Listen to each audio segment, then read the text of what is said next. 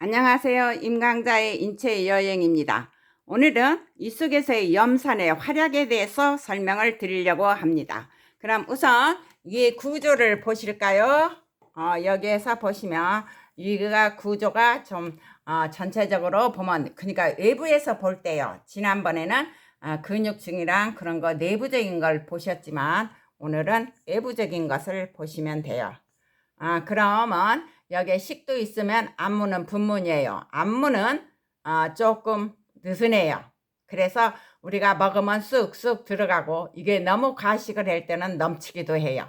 그 다음에 여기를 위체, 여기를 대만, 여기를 이렇게 굽어진 걸 소만인데, 여기에 이렇게 쑥 한 것이 각절은이라고 하는데, 여기에 유궤양이 잘 생긴다고 그래요.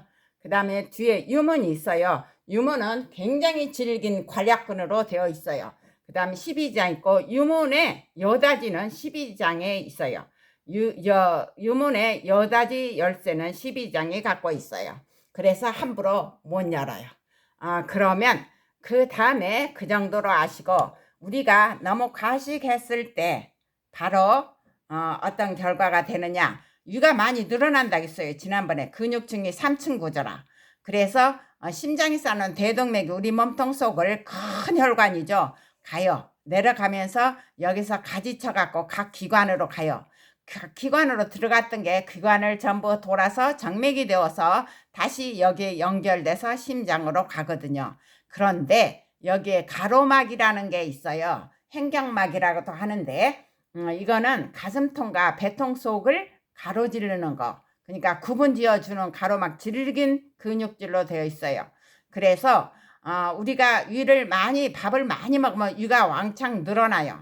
늘어나갖고 가로막을 밀거든요. 그러면 가슴통이 좁아져요. 가로막이 상하 운동, 위아래로 내려왔다 올라갔다 그러면서 복식호흡이 되는데, 그 작용이 안 되고 콱 밀어서 우리가 숨이 차죠. 많이 먹으면 하고, 바로 그런 결과가 오는 것이 바로 이게 늘어나갖고 밀치니까요.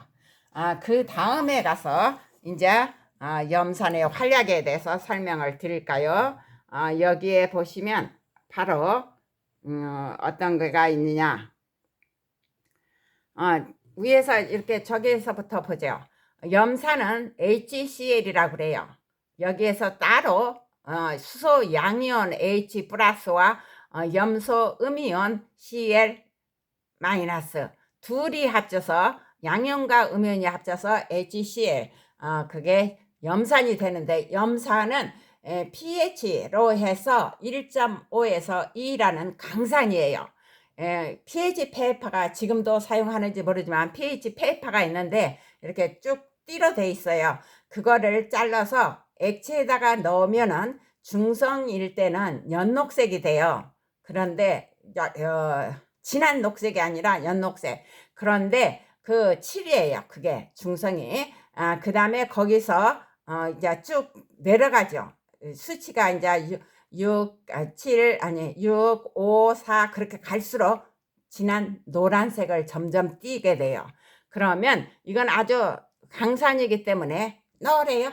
그런데 그 강산이기 때문에 우리가 음식물 속에 붙어있는 균이라든가 뭐든지 먹으면 살균작용이 강하게 일어나요. 그래서 그냥 우리가 그냥 쓱쓱 옷에다 비비고 막 먹었을지라도 이 속에 들어가면 살균작용, 이 염산에 의해서 다 죽어요. 다 죽어버리고, 우리가 요구르트를 계속 먹는 이유도 거기에 있어요. 많이 먹어봤자 바로 여기서 죽어요. 거의가 100마리 먹으면 5마리도 못 산다 그러는데, 세균들은 바로 아주 환경이 나쁠 때를 대표해서 아포를 형성해요. 그냥 홀씨가 아니고 두꺼운 막으로 뒤집어 씌워지는 걸 아포라고 하는데, 아주 건조할 때나 아주 더울 때나 그게 잘 살아요. 살아남아요. 그럴 경우에는 여기를 통과하지요. 그리고 원래 유산균은 대장 속에서도 4일에서 5일 정도만 산대요. 그러니까 우리가 계속 먹어주잖아요. 계속 산다면 대장균이게요. 그러면 여기에 분문 가략근 있고 여기에 유문 가략근이 있는데 이거는 느슨해요. 그래서 어떤 사람들은 여기를 가략근이라는 것보단 조임근이다 그러죠. 우리가 쑥쑥 먹으면 여기에 모여요. 음식물 덩어리가. 왜냐고 이는 비었을 때는 딱 붙어 있어요. 그래서 우리가 굶었을 때는 배가 홀쭉해요. 그러다가 여기에 모여 가지고 그 딱 붙은 것을 점점 벌려가면서 아래로 내려오는데 20분 걸린다고 그랬죠. 그래서 밥 먹고 나서 바로 졸리는 게 아니라 조금 있으면 졸리게 되는 거죠. 그러면 염소가 여기에서 분비하는 게 많고 여기 이샘에서는 이 점막에 있는 아래쪽에서 바로 이샘들이랑 그런 게 분비세포가 있고 여기에 있는 세포들은 한 4, 5일도 안 되죠. 그 정도 있으면 죽어요. 다 찌들어서 염산에 찌들어서 그러면 새로 계속 만들어내는 거죠. 점막 하세포 층에서 새로운 세포를 만들어서 교체 작업을 해요. 그리고 그런 작용을 하고 보수 작업을 하기 때문에 우리는 계속 먹는 게 아니라 식감 바로 먹고 속을 비우고 이렇게 먹어야 돼요. 그러면 보수 작업이 원활하게 잘 되죠. 계속 찔끔찔끔 먹는 것보다. 그 다음에 물을 먹었을 때는 위에는 눈이 있어가지고 이 속에 무엇가 들어있는지 알아요. 그래서 물을 먹으면은 물이 넘어갈 수 있는 졸졸졸졸 흘러갈 수 있게끔 물길이 만들어져요. 소화여서 안 나와요.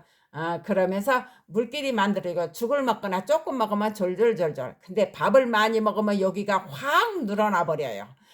그래 가지고 펩시노겐이 여기서 이샘에서 펩시노겐인데 끝에 노겐이 들어가면 무조건 불활성이에요. 그러면 이 펩시노겐은 염산을 만나서 펩신으로 돼요. 근데 염산은 항산이나 염산은 강산이기 때문에 그냥 우리가 옷이나 어디에 닿으면 그냥 녹아버리잖아요. 살 닿으면 여기에 있는 게 그냥 삭혀버려요. 그리고 들어온 균도 다 죽여버려요. 살균 작용이에요. 염산이 그런 작용을 해요. 그러니까 우리가 먹어서 그냥 괜찮은 이유는 이가 다 염산이 이 속에 염산이 바로 삭혀버리고 죽여버려. 살균 작용이 강하게 일어나요. 그 다음에 위에는 음식이 들어가자마자 이 점막에서는 뮤신이라는 단백질을 분사시켜서 0.6mm의 그 페인트 칠을 두께로 쫙 해요. 그런데 여러분이 가식을 하면은 바로 이가 너무 늘어나서 그 페인트 칠을 한 것이 뮤신이 얇아지겠죠. 그러면 그 틈새를 타고 염산이 자극을 해. 유액이 이제 자극을 해서 속쓰리게 돼요. 나중에. 그리고 신트름이 나오고 신물도 나오고 하게 하는 게 바로 여기에 있는 염산의 작용이에요. 그리고 여기 점막 안에는요. 통각을 느끼는 지각신경이 분포되어 있어서 그렇게 했을 때 우리는 아파요. 바로 지각신경은 아파요. 그 다음에 여기에 가스트린이 여기에서 음식물 덩어리가 점점점 내려가고 여기까지 이제 내려오면 위가 꽉 이렇게 벌어졌을 거 아니에요. 그래서 우리 몸의 소화기관에는 자율신경이 있어가지고 교감신경과 부교감신경이 있는데 교감신경은 비상시에 작용해요. 그래서 비상시에 작용하면서 소화기관에는 바로 혈액이 안 들어가게 해요. 이런 모든 것을 중지시키기 때문에 비상시에는 배가 안 먹어도 배고픈 줄도 몰라요.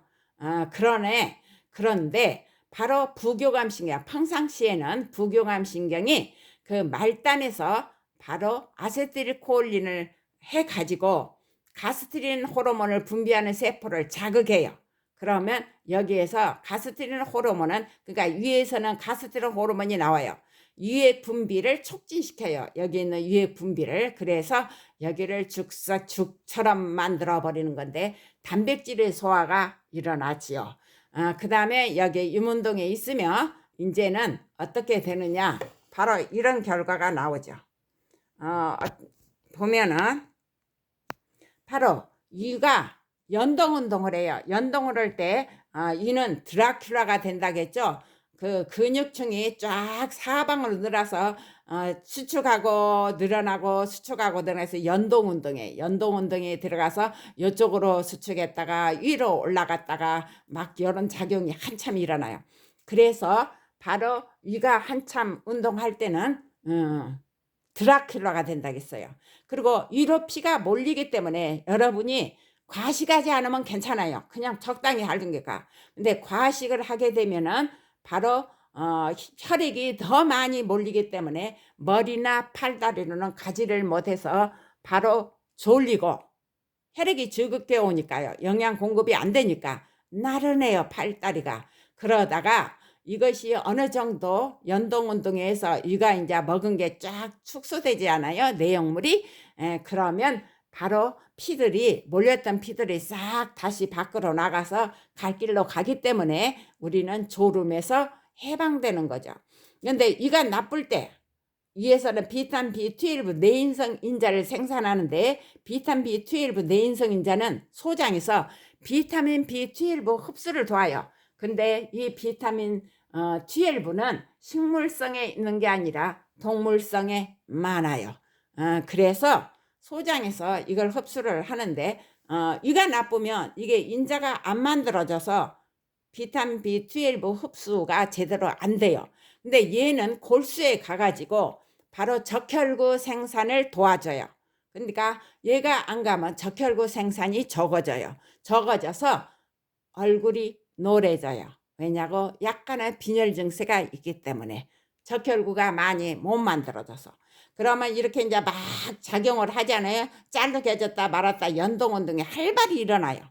그래 가지고 여기에서 이렇게 계속 운동을 짤룩 해요. 그러다가 이제 약간이 거의 다 소화가 되면은 여기에서 약간이 12장으로 내려가요.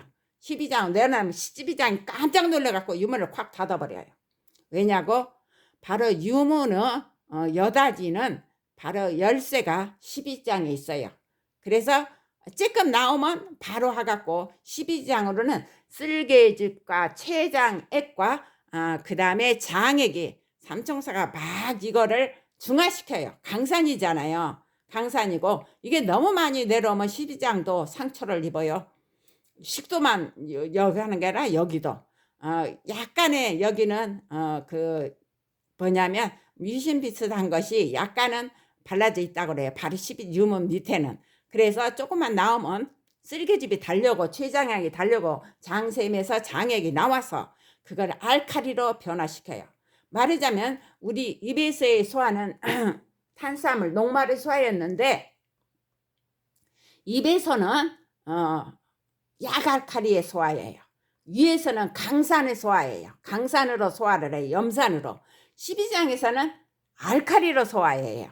알칼리로 소화예요. 그래서 12장에서는 알칼리로 소화된다. 그럼 이 연동에 있어서 이 다음 시간에는 간에 하는 일과, 왜냐하면 쓸개즙은 간에서 만들거든요. 그 다음에 췌장에 대해서 설명을 좀 하고 그 다음에 이제 12장은 소장의 머리예요. 12지장 손가락 12개 정도밖에 안 되는 거죠.